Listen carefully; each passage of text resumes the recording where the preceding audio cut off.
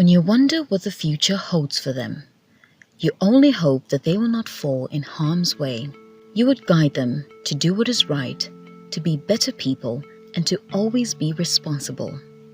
However, 32% of adolescents aged 15 to 17 and 60% of those aged 18 to 19 are sexually active in Zambia and therefore face risks from HIV and other sexually transmitted infections, STIs, especially as only 40% of them report regular condom use. 1 out of every 4 girls aged 17 and 6 out of every 10 girls aged 19 have already started childbearing, with 14,000 girls dropping out of school due to pregnancy annually. Further, adolescents face the most barriers of entry to sexual reproductive health in health facilities due to cultural and societal norms, higher age of consent to SRHR services, and a low availability of coordinated adolescent response centers. If you can easily access sexual reproductive health services, why shouldn't they?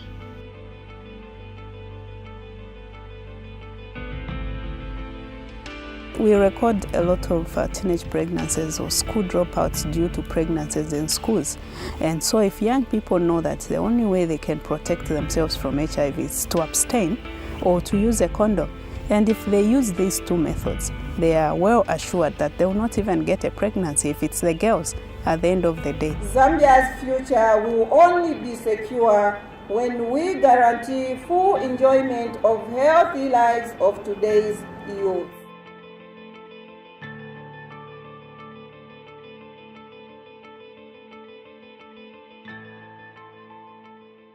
The major barrier that prevents us pupils in schools from getting proper information on HIV and AIDS and the proper use of condoms is that we do not have adequate or well-informed teachers, or teachers do not adequately inform us due to issues where they fail to talk to us openly. Teachers still feel that kind of inferiority to bring a condom in the class.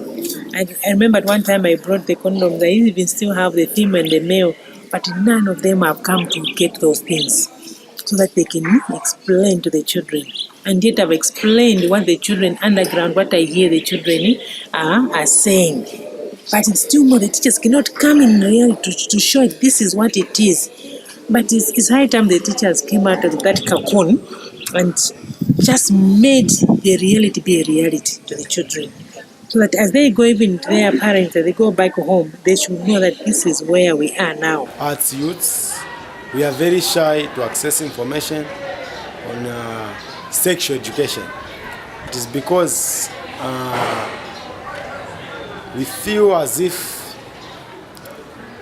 people, they are going to think something else about us, because maybe as young as they are, how can they be searching skills or information about sexual education? Sometimes it's very difficult to talk to young people about sex, but it's a way that JIC explains it, because it's pictorial and it has these interesting stations. This JIC is in stages. As pupils, we move from one stage to another, being taught on sexual education, such as contraceptives, body language, and STIs, sexually transmitted infections, how they are caused and how they can be prevented.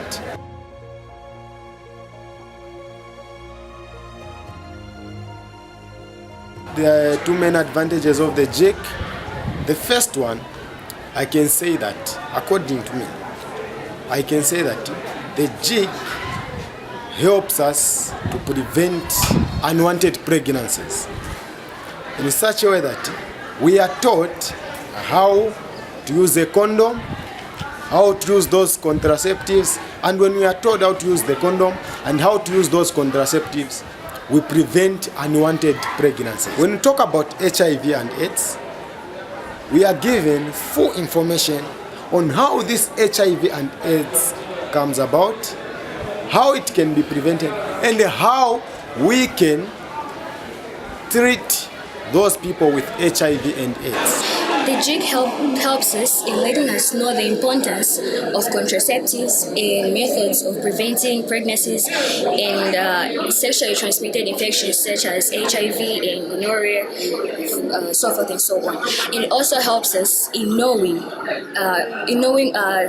the need for us to have the knowledge on HIV. I think jig can make it easier in terms that where the teachers cannot explain, jig can explain. Where the teachers cannot bring the real materials, jig will bring the real materials to the children and touch them in their hands. And the jig people, the teachers will explain each item properly to the children, and the children seem to have much interest in learning these things. Before I attended the jig, my capacity on the knowledge of HIV and AIDS was extremely low. I never knew some issues and how big HIV and AIDS can affect my life, but afterwards I learned new skills and new ways and more information about HIV and AIDS and the ways that I can prevent it. Before I attended the jig, I didn't really have information about ways to prevent HIV and the proper way of using condoms, even the way of preventing pregnancies. But now that I've attended the jigs, I know a lot about the ways of preventing HIV, the proper way of using condoms, and the types of contraceptives that are there. After I participated in the jig, I told my friend and my mom. After I participated in the jig, the first thing that I did, I extended that information to other pupils, especially those who did not attend the jig. Jig is a very effective tool for our children.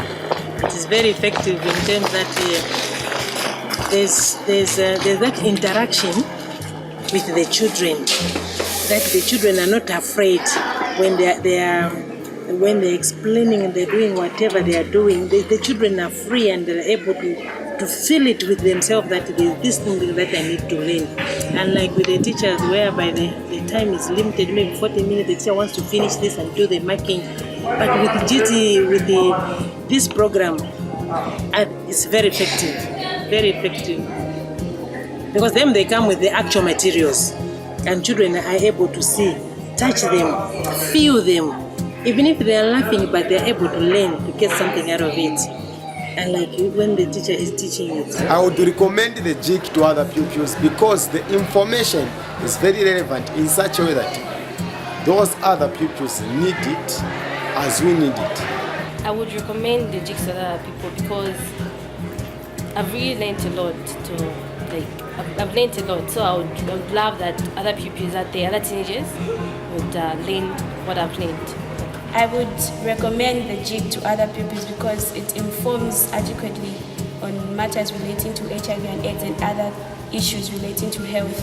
What I would love is this organization, let it extend to a class in grade 8 and 9 and grade 5, because these children, like our community, they're exposed to sex.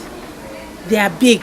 When I'm saying exposed to sex, they're not like those in town because of the long distances that they carry, they walk. In towns, you could say 7-year-old can start grade 7. Here, maybe they can start grade 1. Here, because of the long distances that they walk, 10, 20 kilometers, 15 to 20 kilometers a day. For a child to start school, they have to be 8, 9, they are much older, meaning that the age and what they learn and the other things that they learn up there, they are not matching. So there's need for this so that the children are aware and they will be moving on their forests. The boys and the girls, yes, they need to know this so that even the boys, they know the consequences of starting this game. And the girl, they will know that I cannot do it. It's very important actually. Because when these people are explaining, they are not living in a barrier. And the children are able to get it right up there, what they're supposed to get.